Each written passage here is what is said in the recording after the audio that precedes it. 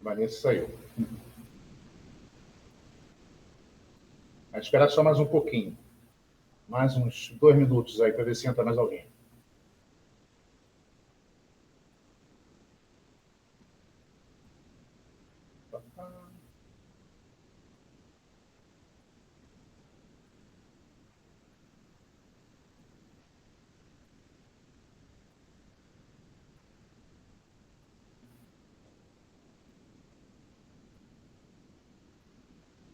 Tem mais alguém aí.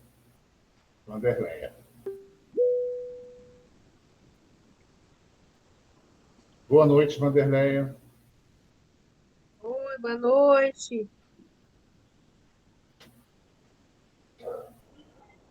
Essa aula aqui, Vanderleia, eu dei naquele sábado de manhã, que é uma aula especial. Você participou, não participou? Eu não me lembro. Participaram Espera um 5 pouquinho alunos. aí. Foi no começo do ano. É que eu estou Tá, seguindo o programa espera aí, desde o eu estou começo, né? tentando botar aqui. Sim, é que sumiu aqui o negócio aqui. Deixa eu tentar botar aqui. Tudo bem, sem problema. Vai tentar botar. Eu vou esperar só mais um pouquinho e vou começar aqui.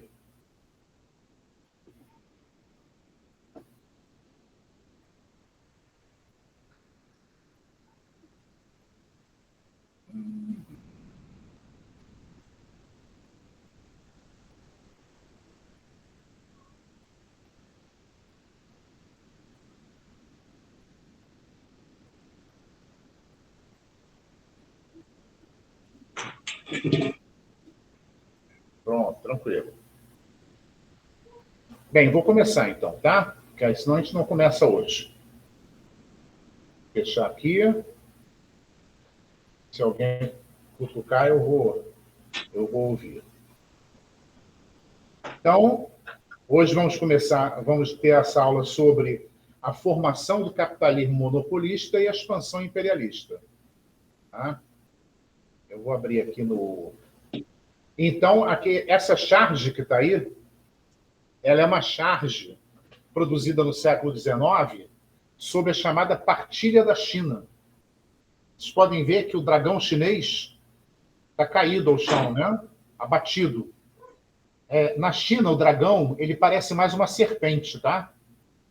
Ele não tem aquela forma do dragão no Ocidente, né? Que aquele dragão parece uma lagartixa toda periquitada, né? Na China é uma serpente, o dragão é uma serpente grande, né? Então não tem bracinho, não tem nada disso. Ele é só uma serpente que cospe fogo. Esse dragão chinês, ele está abatido, ele está caído ao chão e cercado pelas potências imperialistas que começaram a explorar a China. Então, nós temos aqui embaixo, ó, vamos seguir da esquerda para a direita, nós temos aqui embaixo um leopardo japonês, ele está até com um sabre japonês, né, dos samurais, na boca, tem uma faixa Japão.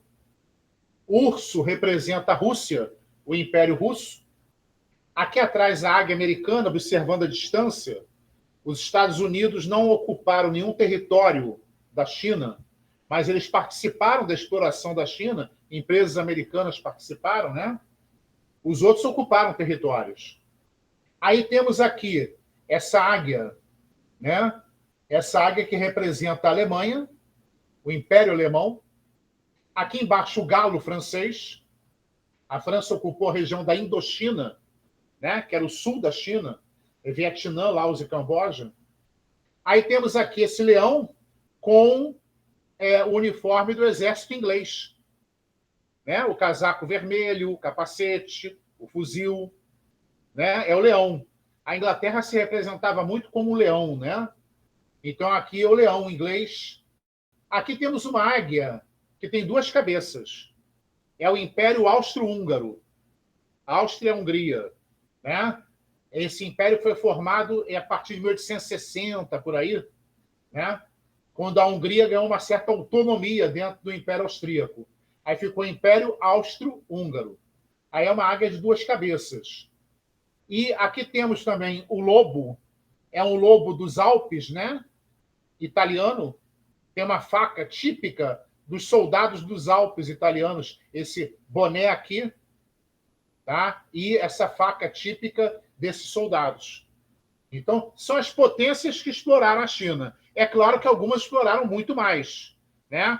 Rússia, Japão, França, a Inglaterra, né? A própria Alemanha foram os que mais tomaram territórios na China. Os outros ocuparam uma coisinha ou outra ou não ocuparam. É o caso dos Estados Unidos, né? Mas tem empresas participando da exploração da China. É um bom exemplo disso. A China foi um dos principais alvos da expansão imperialista.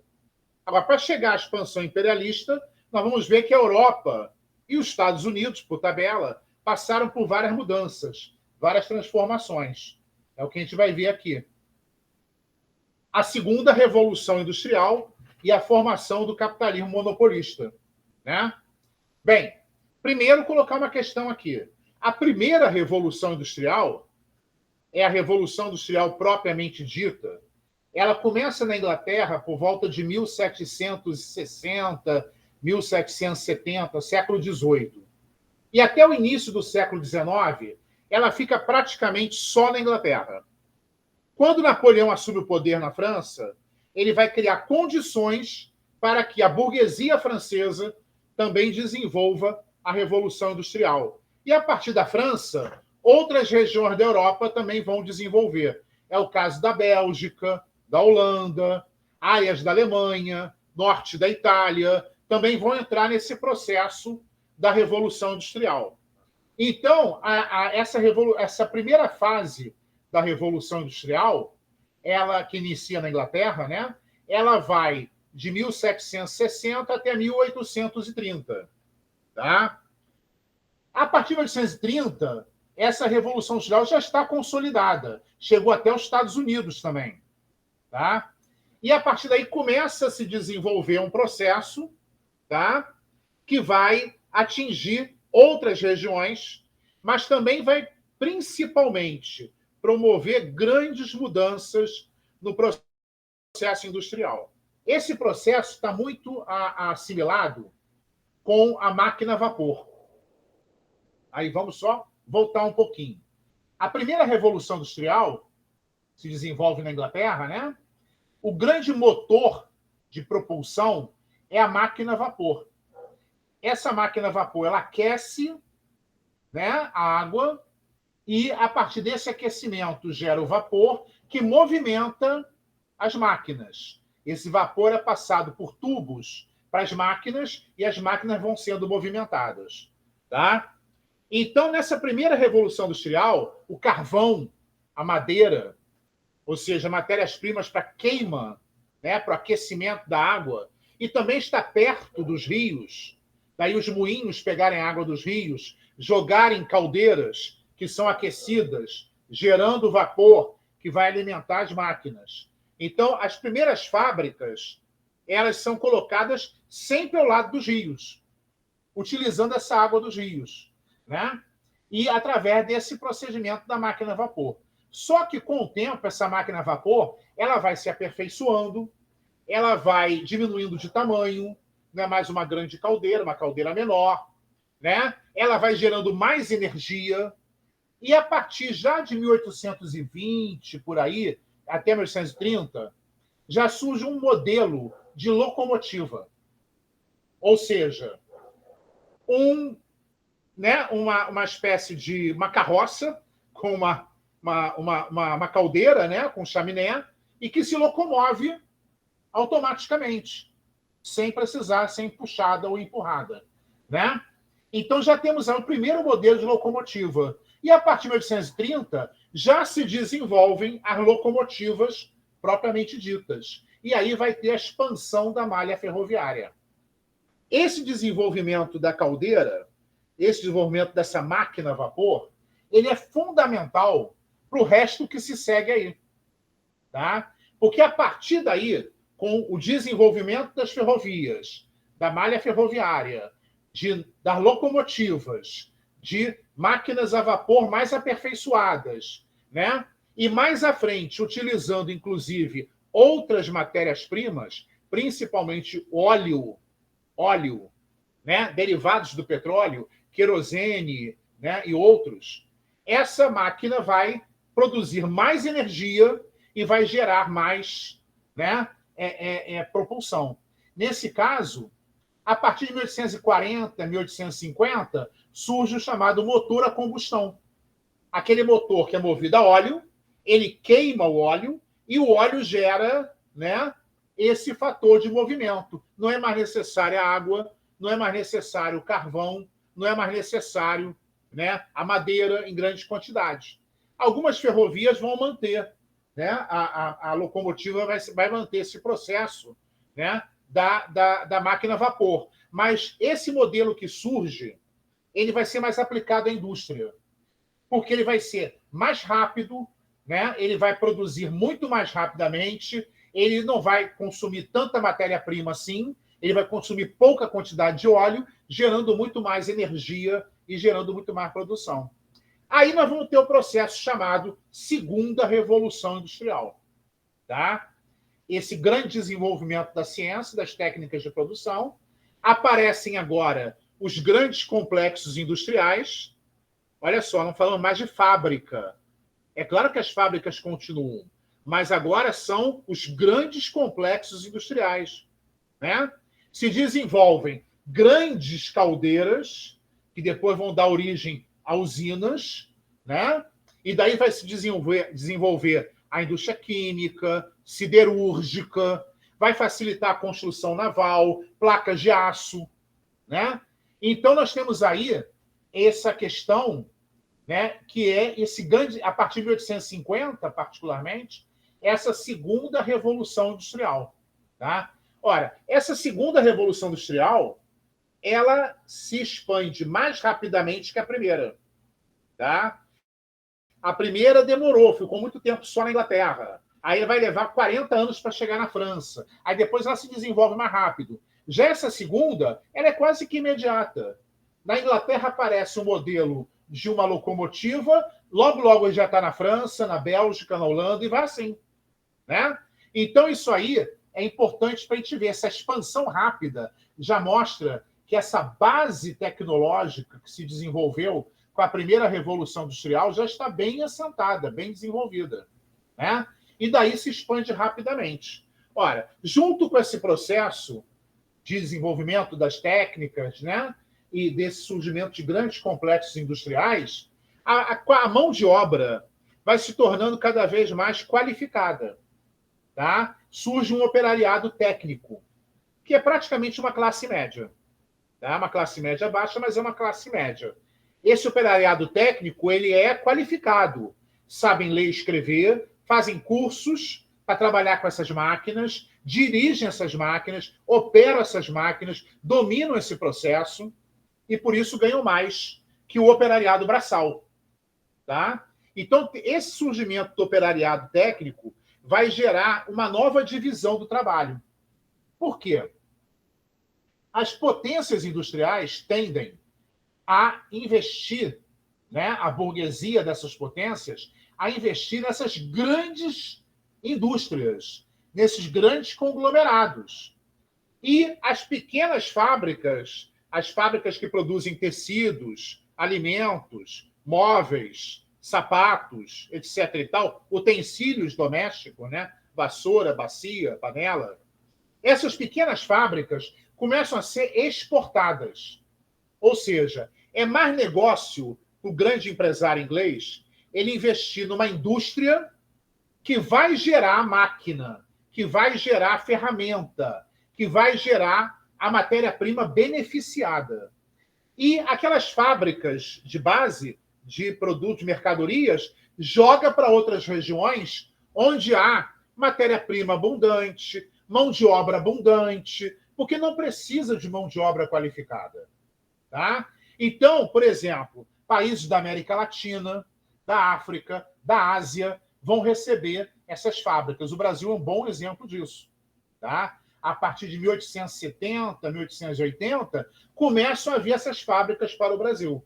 O Rio de Janeiro é a principal centro nesse momento, e aí vão ter várias fábricas têxteis aqui no Rio, importantíssimas. Né? A que deu origem ao Shopping Nova América, que era a Nova América, né? A fábrica Bangu de tecidos, a fábrica Confiança, que depois virou o Boulevard, hoje é o Açaí, Vila Isabel, né? Então, essas fábricas no Rio, vocês podem ver que todas elas têm, Bangu, Vila Isabel, Del Castilho, todas elas têm o mesmo formato, a mesma arquitetura, né? Pedra alta, grande, imponente, né? Então, essas fábricas têxteis vêm para o Brasil, porque o Brasil tem o quê? Tem matéria-prima, linho, algodão, fibras, tem mão de obra barata, abundante, até com o fim da escravidão também, né? E a entrada das mulheres no mercado de trabalho, virada do século XIX para o XX, né? Tem impostos são muito baixos. Geralmente os governos aqui do Brasil atraem, né? Dando subsídio, não paga imposto, às vezes não paga nem água, nem luz, nem nada disso, né? Então é bom negócio colocar aqui, produz uma mercadoria, né, de certa qualidade, que obedece ao padrão que vem lá de fora, e exporta. É um grande negócio, né? Então, nós temos aí o que muita gente chama de exportação de capital.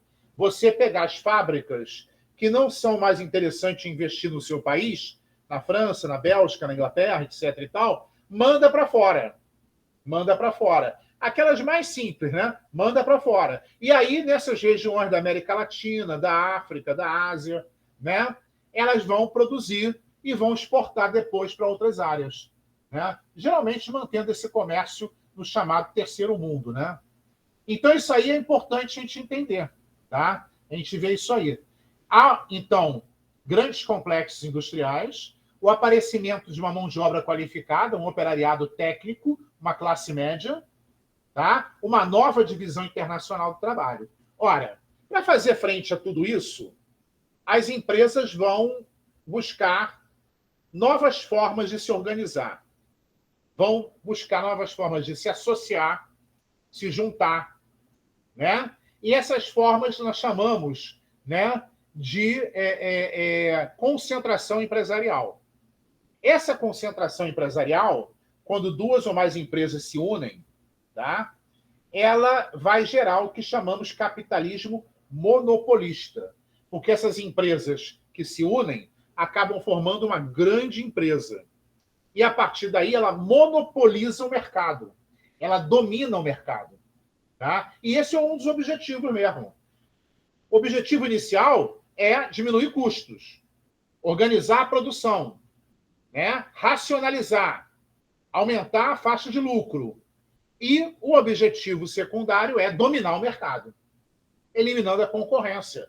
Porque, a partir do momento que elas se fundem, elas têm mais capital para investir em inovações tecnológicas, reduzindo seus custos, e aí derrubam a concorrência. Aquelas que não se fundem, que se mantêm pequenas empresas, vão quebrando. Tá? Há três formas. O TRUS, né, que é a fusão de indústrias, produção. Tá? Então, nesse caso, uma indústria têxtil, ela se funde com outra, gerando uma grande indústria têxtil. Ela vai dominar o mercado. Tá? Os cartéis, que é geralmente na área de serviços, transporte, hotel, restaurante, né? É na área de serviços. Os cartéis das empresas não se fundem, elas se associam, mantêm sua independência, mas tudo é organizado em conjunto. Compram a mesma matéria-prima, do mesmo fornecedor, né? Organizam, têm o mesmo escritório de advocacia, contabilidade, ou seja, elas reduzem seus custos, mas sem se fundir. Cada uma mantém sua identidade. E, com isso, elas dividem o mercado, controlam o mercado. O cartel controla o mercado, monopoliza. E os holdings, que são uma forma mais aprimorada, que é um grupo de investidores que compra a maioria das ações de empresas que, a princípio, não tem nada a ver uma com a outra. Uma fábrica têxtil, uma grande empresa de comércio, né? Mas por que eles fazem isso? Porque aí eles dominam setores diferentes da economia. E quando um setor está em crise, eles conseguem injetar capital do outro setor que está bem nesse setor que está em crise. E daí levanta o setor que está em crise, derrubando a concorrência. Então, os holdings, na realidade, eles são uma associação de financiadores. eles compram ações, a maioria das ações, de várias empresas diferentes e dominam o mercado dessas empresas, porque eles têm condições de mexer o capital de um lado para o outro, né? Quando um setor não está indo bem, eles têm aquele outro setor que está, eles pegam uma parte do lucro desse setor e jogam naquele que não está indo bem e levanta esse. Então, o holding ele é uma associação de financiadores, né?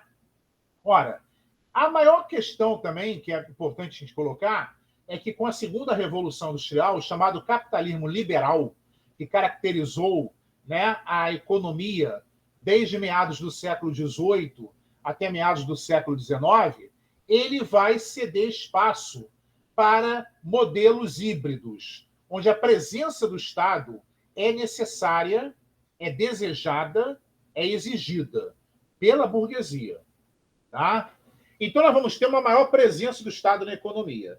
No modelo liberal anglo-saxônico, Grã-Bretanha, Estados Unidos, né, as áreas de colonização inglesa, como Canadá, Austrália, né, esse modelo, ele é o Estado é presente, sempre é presente, tá? Sempre é presente. Ele apoia as empresas. Quando a empresa vai para uma região e sofre ataques, ele manda suas tropas lá. Isso tudo é custo público, tá, gente? É gasto público. Mas o Estado não é tão presente assim. Ele não entra muito na economia. Ele fica mais, né, apoiando e, né, aprovando leis, inclusive, e apoiando suas empresas. O modelo francês é misto. Você tem um Estado que intervém, que financia, mas também tem uma burguesia forte. Tá? Então, você tem um Estado convivendo com uma burguesia forte. E eles fazem, muitas vezes, né, eles se unem em determinados negócios. Tá? Já o modelo prussiano, adotado na Prússia, que depois vai formar a Alemanha, né, e vai depois ser adotado também no Japão, esse modelo prussiano, o Estado é quem desenvolve a economia. É o Estado que forma grandes empresas, é o Estado que vai financiar, é o Estado que vai, né, alavancar a produção, é o Estado que vai expandir. Tá? Então, nós temos isso aí. Isso é um processo importante, porque na década de 70, nós vamos ter uma grande depressão na Europa. Os preços, né, subiram muito, tá? Porque a Europa, os países europeus mais desenvolvidos, estão buscando mercados lá fora, se expandindo para fora. Então, os preços de produtos na Europa subiram muito, os salários ficaram muito achatados, né? O consumo caiu enormemente, a produção agrícola caiu muito, porque áreas que produziam alimentos, né, principalmente na chamada Europa Oriental, ou sul da Itália, né, são áreas que agora estão sob o capital. Então, passam a produzir matérias-primas em abundância, produzir o que a indústria quer. E os alimentos, a produção de alimentos cai. Então, no início da década de 70, entre 1870 e 75, nós temos uma grande depressão na Europa. Mercado consumidor encalha, diminui, né? Os preços disparam e temos fome, ciclo de fome. Inclusive, aí é o momento em que começa a grande migração europeia. Né? Milhões de europeus vão sair da Europa, vindo para a América, principalmente América. Alguns vão também para colônias, né? Vão para colônias francesas, inglesas, na África, na Austrália, né? Inglesa, Canadá, mas é menos. A maioria desses imigrantes vem para a América, e particularmente para Estados Unidos e, em segundo lugar, o Brasil. Tá? Então, isso aí também é outra consequência desse momento, desse capitalismo monopolista em formação. Tá? Temos aqui, olha, uma grande indústria. Isso aqui é um quadro, tá, gente? É uma ficção, tá bom? Tem uma menininha aqui olhando para a gente. Né? Então, ela foi colocada aqui no quadro. Vocês não podem imaginar essa menininha no meio dessa confusão toda aqui. Fornos, homens com marreta, e ela sentada pertinho dele. Isso não existe, né? Essa menina foi colocada aqui, uma ficção no quadro. Esse quadro quer mostrar o quê? O poder da indústria, né? Trabalhadores fortes, viris, né? Aí lá fora É construção, parece que é uma construção naval. Estamos vendo algumas embarcações ali embaixo, né? Aí temos aqui atrás um técnico, né? Um engenheiro que está olhando tudo, né? Fiscalizando, né? Plantas estão aqui, colocadas aqui, né? Então, os homens trabalhando e essa menininha olhando para a cara da gente, mostrando. Isso é uma ficção, isso aí é uma obra do pintor, né? É uma pintura inglesa do final do século XIX. Aqui do lado nós temos, né, a divisão do trabalho já aperfeiçoada dentro da fábrica. Aí é o Fordismo, né? Iniciando. Temos aqui um técnico, esse técnico de nível superior, deve ser até um engenheiro, e outros técnicos de nível inferior, que são técnicos propriamente ditos, trabalhando, né? Então, cada um tem uma função a exercer. Ele está olhando aqui a composição do motor. Está analisando a composição do motor. Pode ver que ele usa um chapéu diferente dos outros, né? Muito embora ele use também macacão. Todos usam macacão. Mas ele usa uma camisa diferente e um chapéu diferente, mostrando hierarquia. O sapato dele também é melhor. Tá?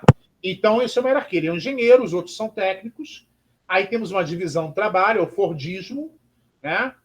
E essa divisão do trabalho já é mais aprimorada, onde cada um tem uma função a exercer. Tá?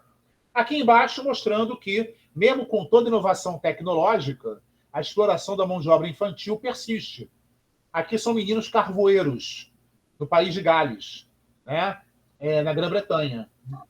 O país de Gales é vizinho à Inglaterra, nem faz parte da Grã-Bretanha. Então, nós temos aqui os meninos carvoeiros, a cara suja. Por que os meninos eram empregados na produção do carvão? Porque eles são pequenos. Eles conseguem entrar, né, nas galerias, que são muito estreitas. Eles levam um carrinho amarrado à sua cintura. Então, eles vão entrar na galeria, depois eles vão virar, o carrinho fica numa posição, e eles vão escavando, tirando, né, o carvão das rochas. Encheu o carrinho, volta. Por isso que estão sempre com a cara suja, roupa suja, né? Então, olha só, a quantidade de meninos. Esses meninos têm entre 8 e 12 anos de idade. Tá? Quando eles crescem mais, eles vão trabalhar em outro setor ou vão ficar desempregados, vão ter que se virar. Tá? Então, aqui mostrando esse trabalho infantil, como ele é usado. Daí vem a expansão imperialista. Né? A expansão imperialista é chamada assim por causa da formação de grandes impérios coloniais. Tá? Esses impérios eles podem ser de 3 formas: áreas de domínio econômico, áreas de protetorado e áreas colonizadas, né? E áreas de influência também. São 4 formas, no caso. Áreas de domínio econômico, o bom exemplo aí é a América Latina. Tá?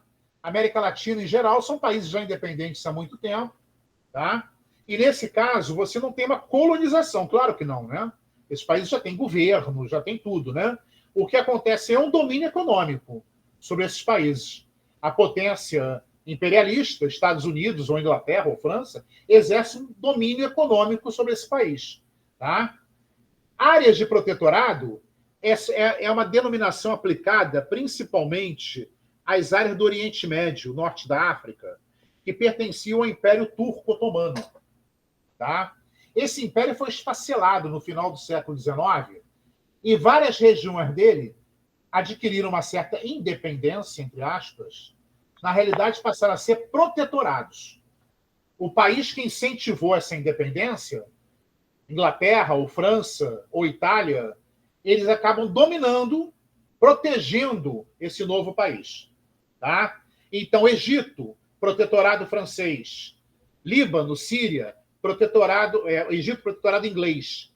Líbano, Síria, protetorado francês. Líbia, Tunísia, italiano. E assim vai. E o Império Otomano perde o controle sobre essas áreas. Tá?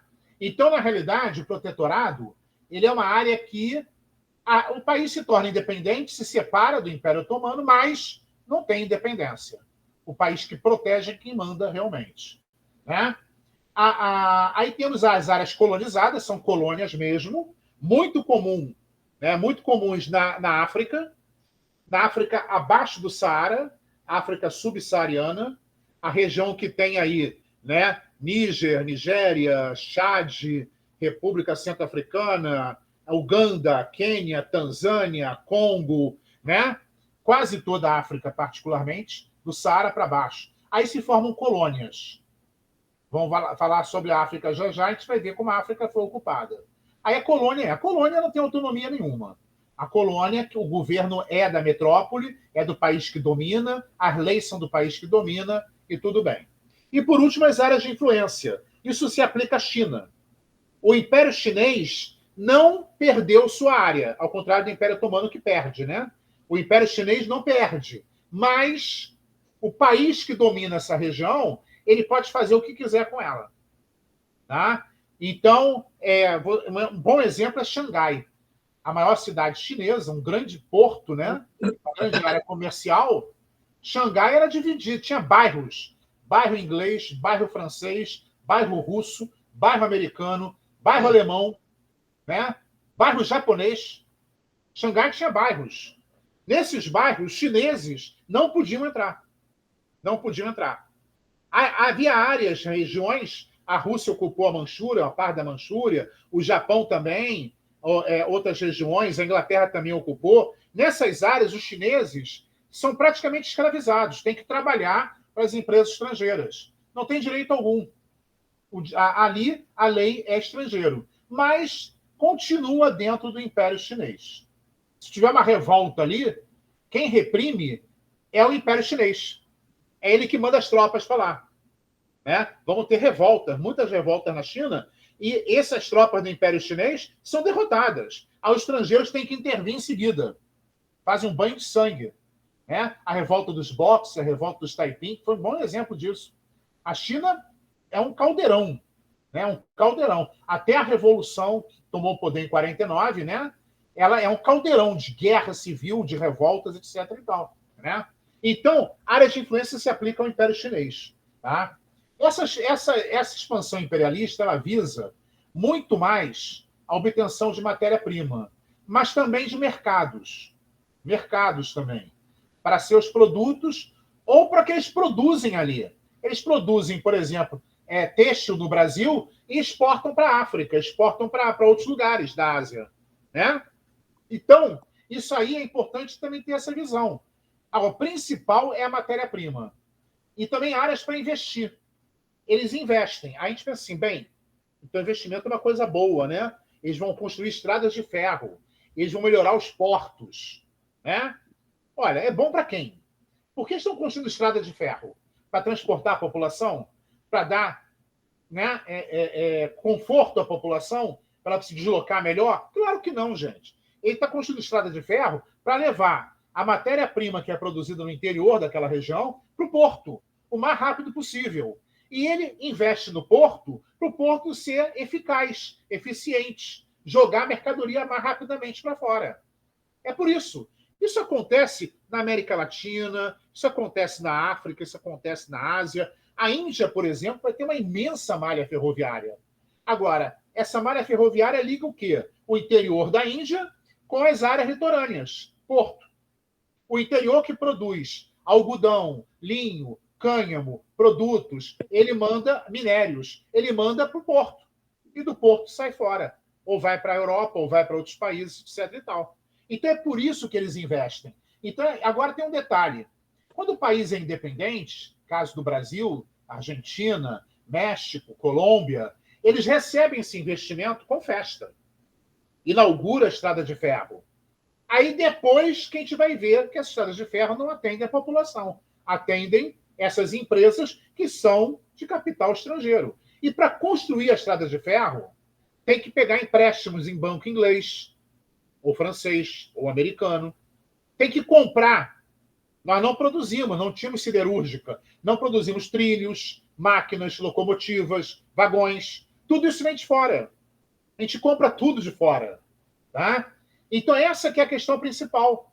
Né? Então, a gente vê o quê? É que alguns economistas chamam, né, de investimento para fora. Você investe, mas, na realidade, está investindo para garantir as empresas estrangeiras. E é isso que acontece. Né? Um bom exemplo aqui no Brasil é a estrada de ferro Santos-Jundiaí. Jundiaí é perto de Campinas. A área de produção de café. A estrada de ferro é uma das primeiras a ser inaugurada no Brasil, né? Na década de 50, final dos anos 50. Né? E o que serve essa estrada de ferro? Ligar a área produtora de café, né?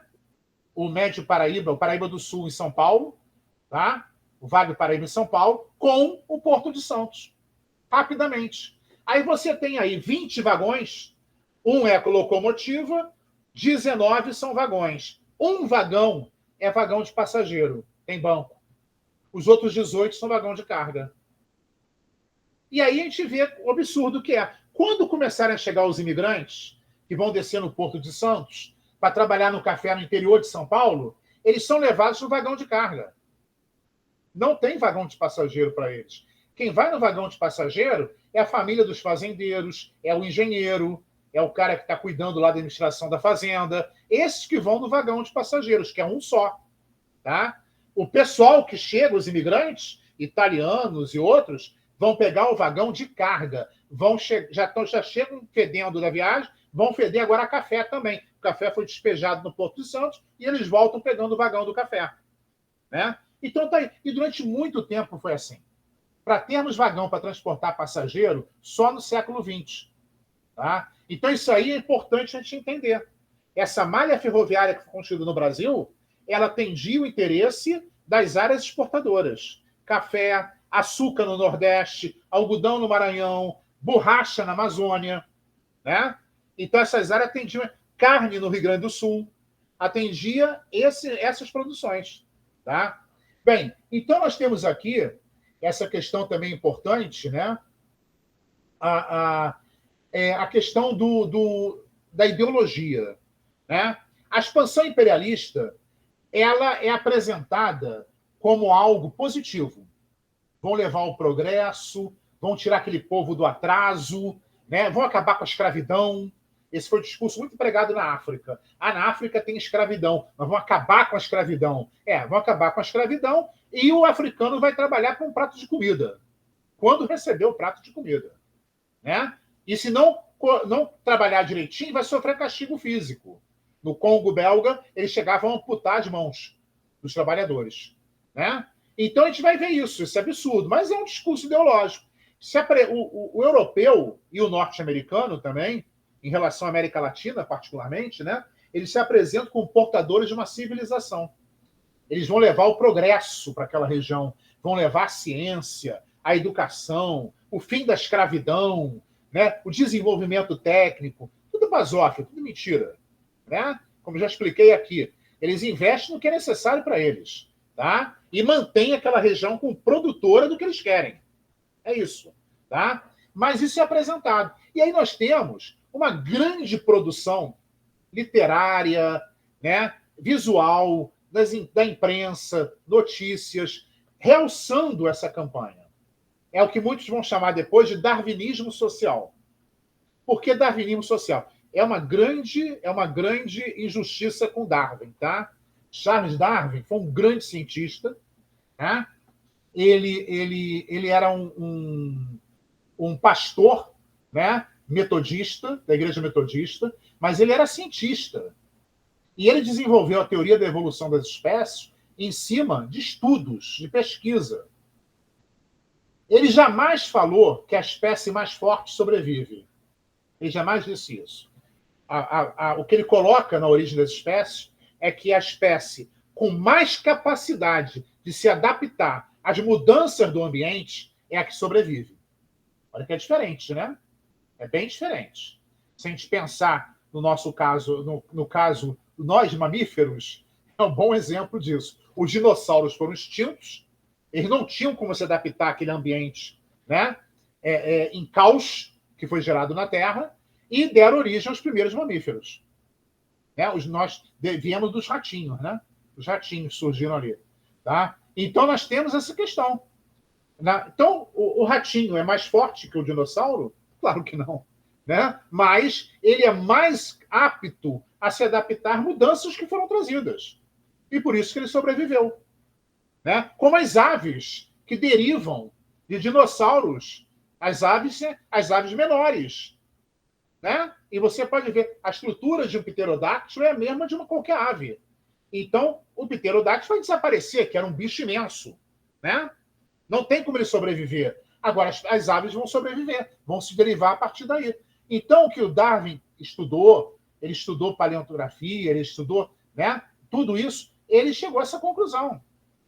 Agora, isso vai ser adaptado por ideólogos, escritores, políticos, que vão colocar da seguinte maneira: o mais forte se impõe, o mais forte sobrevive. E quem é o mais forte? É o europeu. Tá? É o europeu. O europeu e seu descendente, o norte-americano. Né? Eles abrem até uma exceção para o japonês também, depois, né, que o Japão vai se desenvolver. E o Japão vai ter um discurso nesse sentido também, de ser o povo oriental mais forte da Ásia, né? O que vai, a Ásia para os asiáticos, que os japoneses vão falar, é a Ásia para os japoneses, né? E que vai fazer aquela barbárie na Segunda Guerra Mundial, que o Japão vai fazer, né? Então, isso aí a gente vê que é um discurso ideológico, uma ideologia, algo que é construído para convencer as pessoas de que aquilo é certo, né? Vamos ver aqui alguns exemplos dessa dominação ideológica. Aqui temos uma comparação, tá? Depois vocês veem isso aí com calma. Como é que foi o colonialismo europeu do século XVI, XVII, XVIII e esse neocolonialismo que vem com a expansão imperialista, século XIX e século XX. Tá? As diferenças. Tá bom? Então, prosseguindo aqui, olha aqui. Vários exemplos aqui, né? Aqui em cima, esse quadro, que é o maior, eu vou explicar ele melhor, que ele é um quadro americano, né? Ele é um quadro crítico, tá? Produzido nos Estados Unidos. E ele mostra crianças diferenciadas. O tio Sam, que é símbolo dos Estados Unidos, ele usa uma vara para intimidar as crianças que estão na primeira fila. Essas crianças que estão na primeira fila são áreas da América Latina ou do Pacífico que foram recentemente incorporadas aos Estados Unidos. Né? Aí nós temos aqui Filipinas, Porto Rico, Cuba, Havaí, né? Foram recentemente incorporadas aos Estados Unidos. Essas crianças não são ainda americanas, mas vão ser doutrinadas para serem americanas. Estão na primeira fila, né? Estão, né, vestidas modestamente e são ameaçadas pelo tio Sam. Né? É engraçado que o garoto de Cuba, ele é que tem a postura mais desafiadora, né? As mãos no bolso, olhando. Os outros estão apavorados. O de Cuba, que realmente Cuba sempre foi um centro de revolta contra o domínio americano, né? Então, aqui no canto, aqui atrás, nós temos as crianças americanas e uma que parece indígena aqui do lado, é a única do grupo, né? Ela está lendo também. E as crianças americanas lendo. Sentadas, bem vestidas, bem penteadas, né? Estão lendo. Né? Estão comportadas. Aqui nós temos um indígena sentado, está afastado de todo mundo. Ele continua usando sua pena, né?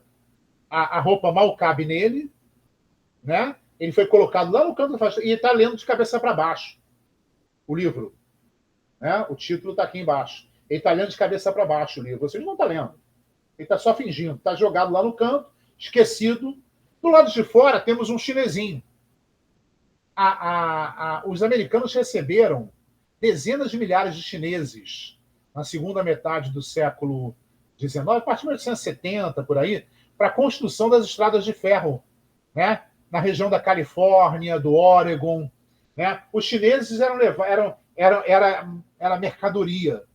A Inglaterra, principalmente, ela pegava os chineses, né, trabalhadores chineses, que havia em grande quantidade, muitos expulsos de suas terras, né, e levava para a África do Sul, levava para a Austrália, levava para os Estados Unidos, para trabalhar nas ferrovias, que geralmente era investimento inglês. Né? No caso, as duas grandes ferrovias que foram construídas, ligando o oeste à costa leste. Né? A que liga São Francisco a Nova York e a que liga Los Angeles a Chicago. Tá? E se encontram também. Essas ferrovias, toda a parte oeste foi construída por chineses. Dezenas de milhares de chineses. Tanto que em Los Angeles, São Francisco, temos o Chinatown. São os bairros onde vivem os chineses, né? Os chineses criaram esses bairros. Então temos aqui um chinesinho na porta, querendo entrar, observando, né? Está com certo medo, porque esse tio Sam está com um olhar de raiva, olhando para os meninos. E o mais interessante, o negro na sociedade americana está aqui. Está limpando a janela. Né? Olhando, os olhos também, né? Esbugalhados, olhando para esse tio Sam que ameaça as crianças aqui embaixo. Então isso aí é um quadro crítico mostrando justamente essa questão da imposição da cultura americana, da língua inglesa, da superioridade americana, dominando esses povos de várias regiões, né? E também do próprio Estados Unidos, que os indígenas foram exterminados, né? Decorrer do século XIX, cerca de 4 milhões de indígenas foram exterminados no que seria hoje o meio-oeste e o oeste americano. Tá? Aqui ao lado temos o Cecil Rhodes, que é um empresário inglês, né? E ele tinha uma frase interessante, né? Se eu pudesse, anexaria os planetas. O grande sonho desse empresário inglês, que era um explorador também na África, era criar uma estrada de ferro ligando o Cairo, no Egito, olha o pé dele aqui, um cabo na África do Sul. O outro pé dele está aqui embaixo, na África do Sul. Né? Então era o grande sonho dele. Só que não foi possível, porque a Alemanha vai entrar na corrida por colônias na África e vai conquistar umas regiões aí no meio, Tanzânia, Ruanda, Burundi, né? Burundi, e que ela vai conquistar essas regiões, atrapalhando essa junção inglesa do norte com o sul. Tá? Então não vai ser possível esse sonho desse cara. Mas ele era um explorador, ele tinha esse grande interesse, dominar toda essa região da África. Né? Aqui nós temos ao lado um grande exemplo desse darwinismo social, dessa ideologia imperialista, o Tarzan. Né? O Tarzan é uma grande contradição. Né? Nós temos aqui o Tarzan, vocês sabem a história do Tarzan, todo mundo já ouviu falar. Ele foi criado por gorilas, ele vem de uma família inglesa que o navio naufraga no litoral da África, não coloca bem onde é que é esse litoral, e ele vai ser criado por gorilas. O pai e a mãe acabam morrendo, sendo assassinados por outras feras, né? Acabam morrendo, e ele vai ser criado por gorilas. Olha, gorila na África é no interior mesmo da África, na área equatorial. Ruanda, Burundi, Congo, ali que é a área de gorila. Não tem litoral perto, nem pensando. Nem pensando. Tá? A África é um continente muito grande. Muito grande. Né? Muito maior do que a Europa toda. A Europa toda cabe na África e sobra muito espaço. Você pode colocar a Ucrânia, a Bielorrússia, a África é imensa. Então, a região dos gorilas, que são as grandes montanhas, ficam na área equatorial, bem no interior. Então, isso já é uma falácia completa. E aqui está o Tarzan numa área de savana. Ao lado do leão, claro, o rei dos animais. Né? Tarzan, imponente ao lado dele, os dois estão eretos, né? Imponente ao lado dele. E olha, observando, protegendo os outros animais. A harmonia da floresta. Zebras e girafas, né? Pastam assim, bem tranquilamente, o que é muito difícil, né? Você pode imaginar uma zebra e uma girafa vendo um leão por perto, jamais vai pastar tranquilamente, né? Então, mas de qualquer maneira estão lá tranquilos, né? Quase dançando. E aqui temos o outro, é o belga, é o Tintin, Tantan, né? Ao Congo. É um personagem belga criado no início do século XX e ele é um explorador, é um jovem que é explorador. E nesse gibi aí, nesse fascículo, ele vai ao Congo. E o Congo é apresentado como savana. Olha a girafa aqui, olha a vegetação. O Congo é floresta equatorial, gente. De montanhas, onde vivem os gorilas. Né? E floresta equatorial de grandes rios, grandes vales. Não tem nada a ver com savana. A savana fica abaixo do Saara. Abaixo do Saara. Então, países como Quênia, né? Chad, Níger, Nigéria, né? Eles são savana. Mas o Congo não é, gente. O Congo é floresta equatorial, floresta fechada, densa, né? De grandes rios. O rio Congo é um rio caudaloso. Ele é todo navegável, do litoral do Atlântico até os Grandes Lagos. Né? Então, isso é um grande absurdo, mostrando essa questão para ver como, né, o imperialismo ele destrói, ele constrói uma imagem e destrói a imagem real. E nós passamos a ver esses povos com a imagem que o imperialismo construiu. Basta vocês fazerem um teste com a cabeça de vocês. Como é que vocês veem um mexicano? Como é que vocês veem um negro na África? Como é que vocês veem um chinês na China? E vocês vão ver os estereótipos que vocês têm em relação a esses povos, que são difundidos, já foram muito mais, hoje é muito combatido, né? Mas difundidos pelos meios de comunicação, são revistas, gibis, livros, filmes, cinema, então, gente, fez uma festa com isso aí, né? Então, isso aí é um bom exemplo para a gente entender essa questão, que é ponto central para a dominação. A expansão imperialista na Ásia, 3 países sofrem expansão imperialista: a Índia, a China e o Japão. A Índia, ela era uma região de uma espécie de federação, várias regiões com monarcas locais, os pachás, né? Pachá, sultão nas áreas muçulmanas, né? Marajás em algumas áreas também. Então, em cidades independentes que faziam muito comércio, cidades muito ricas, né? Bombaim, Calcutá, Delhi, né? Então, a Índia, os portugueses chegam na Índia no final do século XV, né? E vão dominar várias regiões na Índia. Mas, com o tempo, outros povos vão chegando também. O último povo europeu a chegar para dominar foi o inglês, final do século XVII, mas foi o que mais se expandiu, né? Na segunda metade do século XVIII, a Inglaterra já domina toda a Índia, que envolve não só a atual Índia, mas o que seria Paquistão, Mianmar, né? A região do Nepal, Butão, a fronteira aqui, o Tibete. A Inglaterra invadiu o Tibete, que era chinês, e ocupou o Tibete. Então, toda essa região aqui, né? Toda essa região aqui que está em rosa nesse mapa, rosa escuro, né? E também essa área mais ao norte aqui, Nepal, Butão, Tibete, a Inglaterra ocupou. Tá? Então, isso é importante para a gente entender esse domínio inglês. Como é que foi possível? É uma região que tem uma população, nessa época, final do século XVIII, início do século XIX, 350 milhões de habitantes. A Inglaterra não chegava a 30 milhões. Menos de 10% disso. E nem 30 milhões, não chegava a 20 milhões. Né? Então, como é que foi possível isso? Foi possível porque os ingleses dominaram essa região fazendo acordos com as autoridades locais. Os ingleses financiavam as autoridades locais. Os marajás, os sultões, os pachás recebiam financiamento inglês. Os ingleses formavam tropas, né? Armavam, treinavam, né? Ou seja, garantiam o poder dessas autoridades locais, desses grandes senhores de terra, para que eles explorassem mais ainda seu povo. E eles fizeram isso. Tá?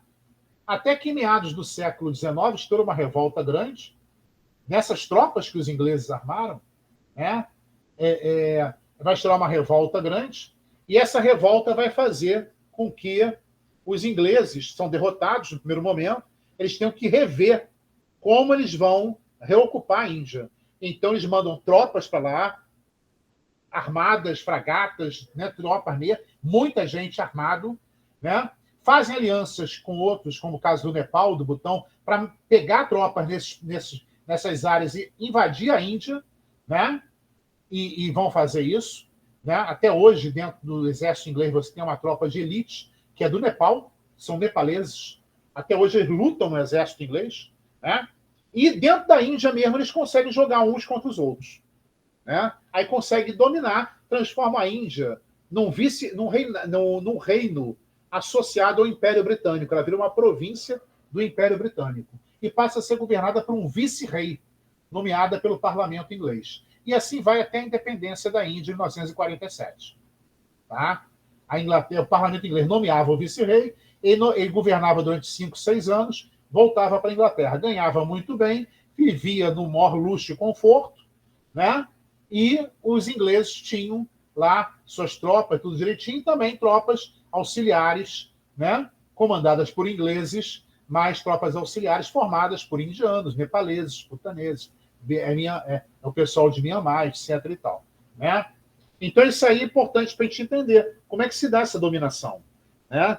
Um grande exemplo disso na Índia é a fome, porque a Inglaterra vai vender no século XIX a ideia de que a fome era algo comum na Índia. Não era. Não era. Tá?